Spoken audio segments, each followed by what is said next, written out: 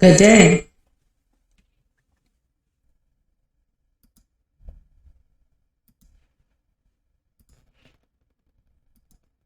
or good evening. Thank you for joining me once again. Today, I think I'm going to tackle the chapter of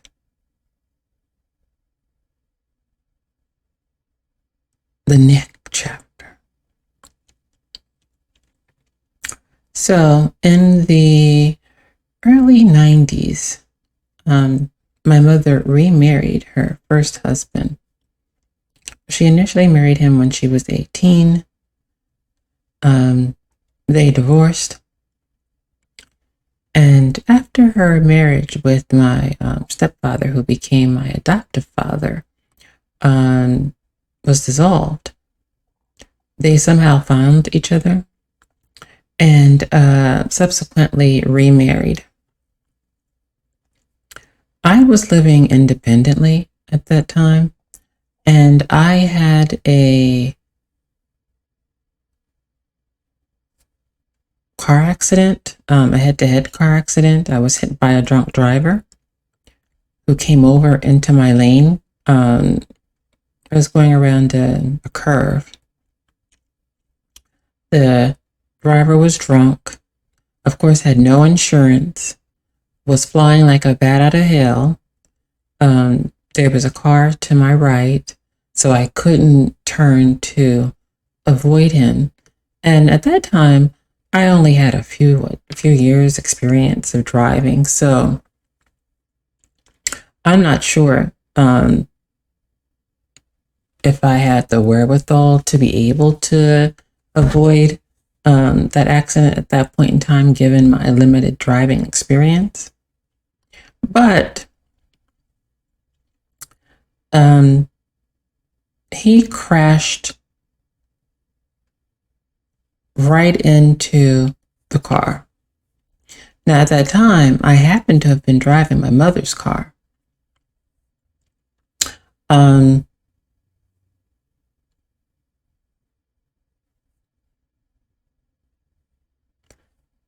So I am sitting there reeling. It was my first accident, and thank God to date, my only major car accident. And I was just an emotional mess. I had been transitioning at that point for maybe a year or so. And I was taken to the hospital, checked out. No like major injuries. I was sore, I was bruised. But the car definitely took all of the impact, thankfully. And it was totaled, which just left me feeling horrible. So while I was at the hospital, of course, I called my mother, and I was hoping that, she would come and pick me up. She said no. I had to have another friend of mine come to the hospital to see me, to check on me, and to take me home. Because I was bruised and banged up, I wasn't able to work. So while I was recovering, I was staying at her house. And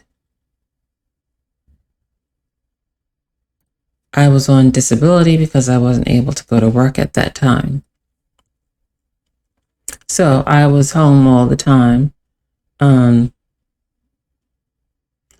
just going to doctor's appointments and the like, and um, going with her to um,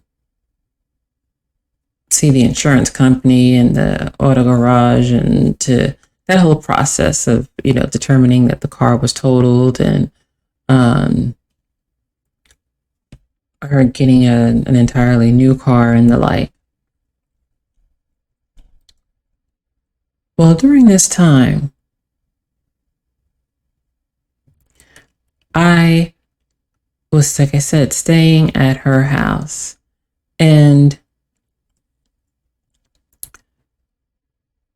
it started out simple with her asking,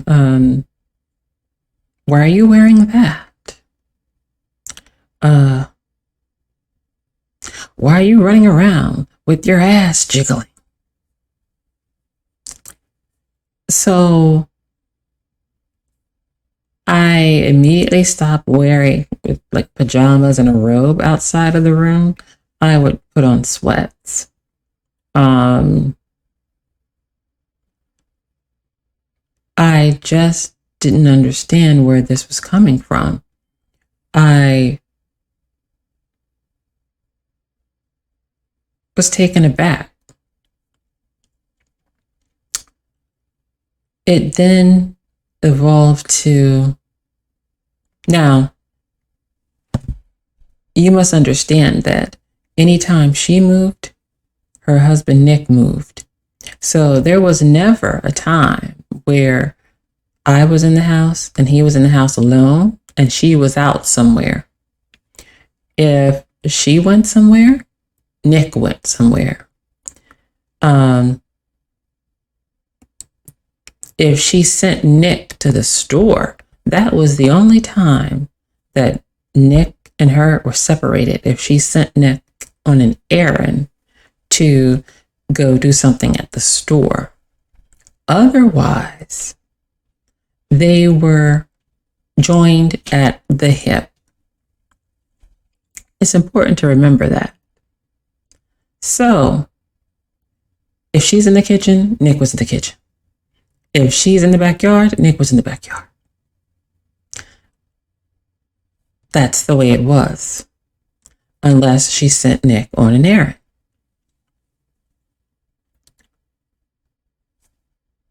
The next thing I know, she's saying, I smell ass. And it's not my ass. I smell blood. And it's not my blood. And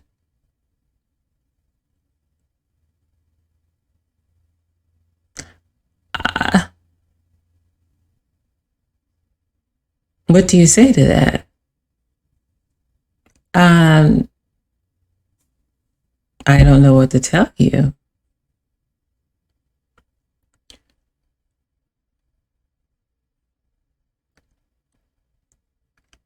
I don't know exactly, or I can't recall exactly how the topic came up of me looking like her. But somehow she said something about me looking like her or something of that nature. To which her husband said, well, then that's a compliment. And her retort was, do you think it's a compliment for your husband to be fucking your son? I'm like, but excuse me?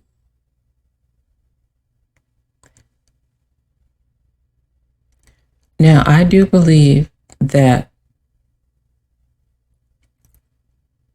beauty is in the eye of the beholder. And I hope that everyone is attractive to someone. Now, I am not a great beauty. I am not a goddess by any stretch of the imagination. I think of myself as just average if that, but I love my average if that self, and I'm comfortable with my average or that self. Um,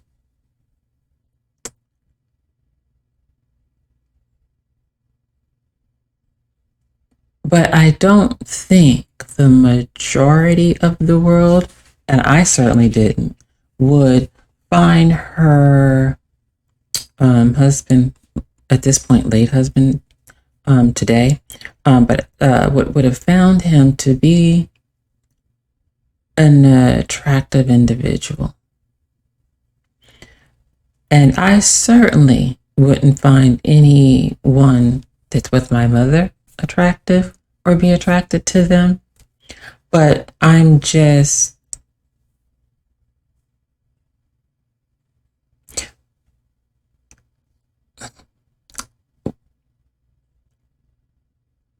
I will explain more in further chapters where she has accused other people of the same thing.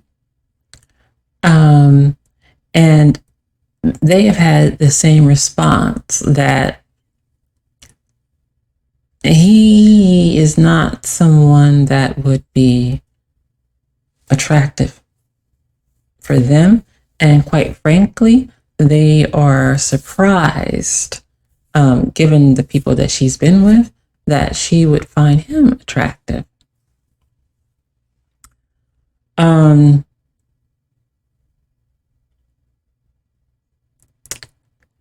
So, it's,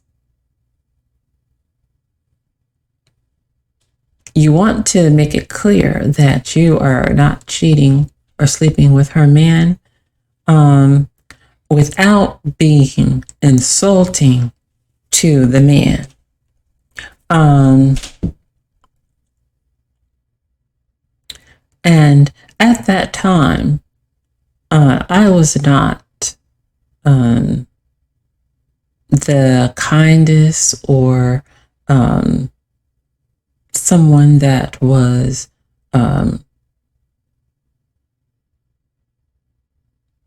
basically, I was not the decent human being that I am today.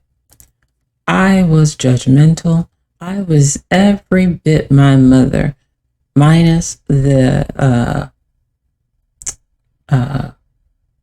issue with feeling that people are stealing something or trying to steal something or take something from me.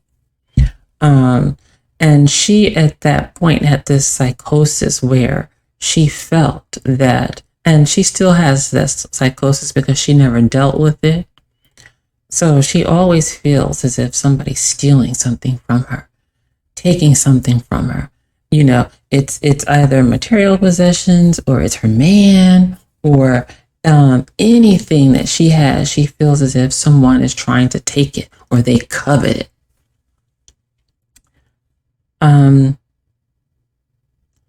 I never had that psychosis, but I did have the moral superiority complex that she had, where I walked around passing judgment on everyone, where I was not considerate of people's feelings, to the point where, with my friends, if we planned something, I didn't ask them. I told them, we're going to meet down here at this time.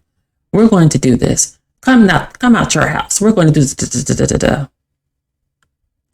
And I wasn't taking no for an answer.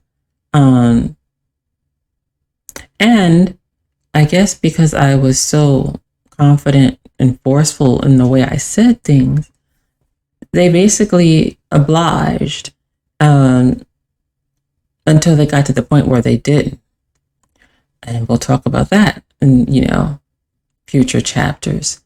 And I thank God that they got to that point where that helped end that monster. And unfortunately, she never had anyone in her life to, from the point of when she remarried Nick, From that point on, she never had anyone to stop that monster. He allowed that type of monster to grow to where it's just ugly today. I fortunately, by the grace of God, was stopped by my friends and by whatever force out there you believe in. I have to believe in God. He made me hit rock bottom, which took away my air of superiority, which took away my being judgmental. And when I say I hit the bottom, my face hit the floor. Nothing.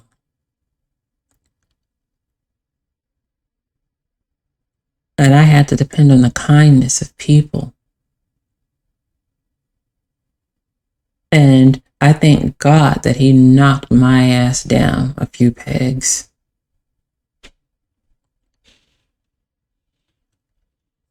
But getting back to this story, I told my friends of what was occurring, and they didn't believe me because my mother, she's a narcissist, a narcissist. It's all about her. Everything is about her. I am a bit player in her life story because everything around the world revolves around her. If she is trying to, the best she can, comfort somebody, the only way she can do it is through referencing herself. She has no ability to really concentrate on other people in her house. Now, she can feign doing this with people outside the house, but with the people that are supposed to be closest to her, she cannot. So if you say that your toe hurts, well, back in the day when I had to walk to school, my toe hurt and I had to and my toe and it's me and me. And that has always been for as long as I can remember. So she has, being a narcissist, she has these two sides. So the one that she shows the world and the one that she shows everyone in her home. So she was June Cleaver to them, and oh, can she put it on. So they didn't believe me. So I was not going to be undone.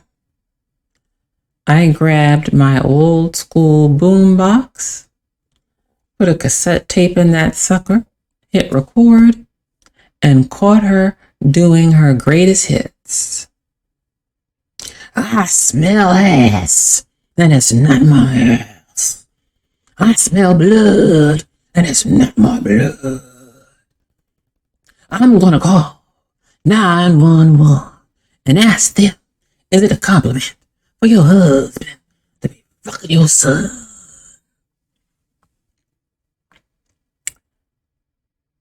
When they heard the recorded evidence, they had no choice but to believe it.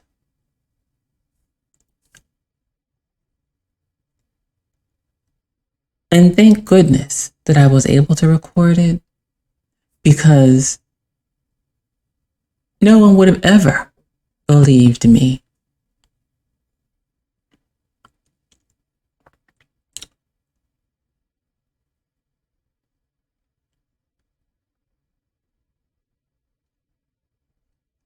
Before I was even really able to heal completely well, I went running out that house. I moved away, and she and I spent a period of 5 or so years without speaking.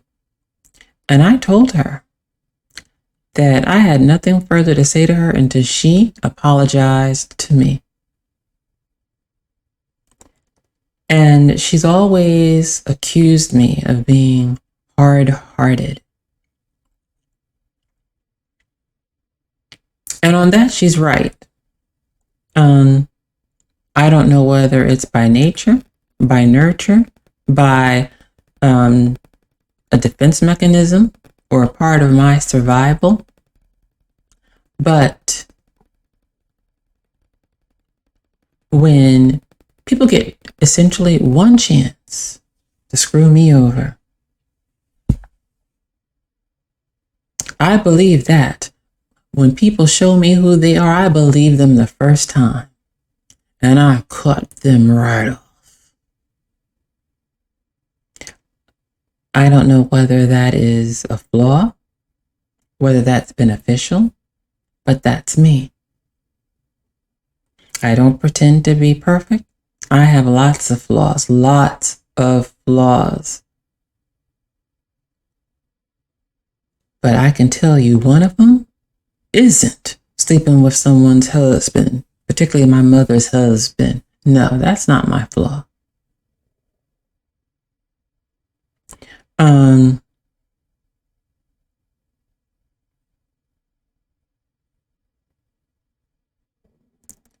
I cannot tell you how devastating it is to have your mother accuse you of sleeping with her husband. And in the future, as in today, accuse me of not only sleeping with Nick, but sleeping with my adoptive who became, well, my stepfather became my adoptive father as well.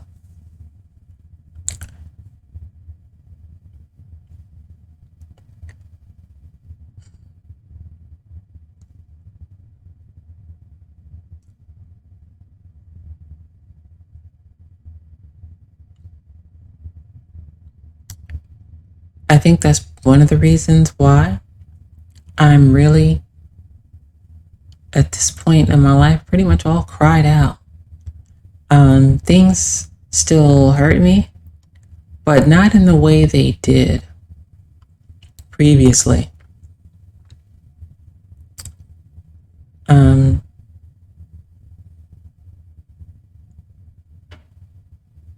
When you've been hurt like that, extremely hurt by the people closest to you, it does something to you where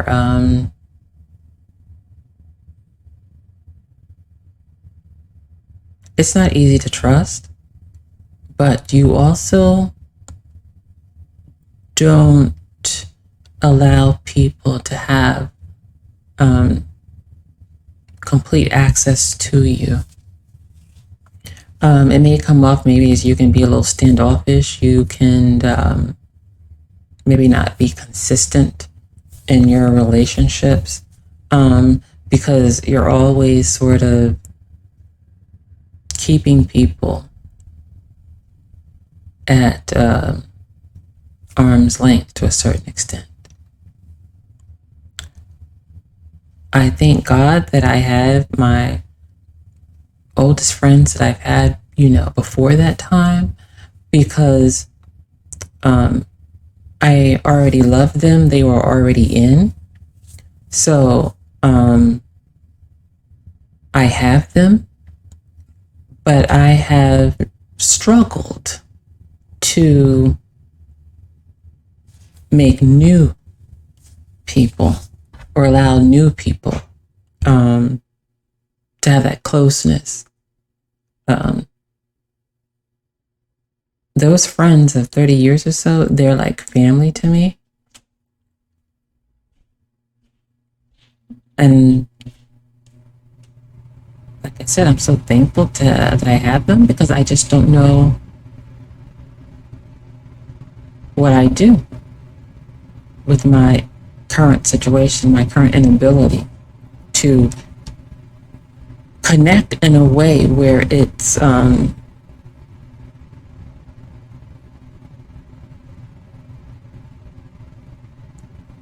deep and consistent for both sides. I certainly care about them, but I don't know if my way of caring shows up in the way that they need, a friend to care about them. In other words, essentially the same things I say about my mother, how she loves me. I know she loves me, but she does not love me in the way that I need for her to love me. It does not show up in the way that I have needed it to show up. It shows up in the best way that she can. And sometimes that's not in the way that other people may need it to show up.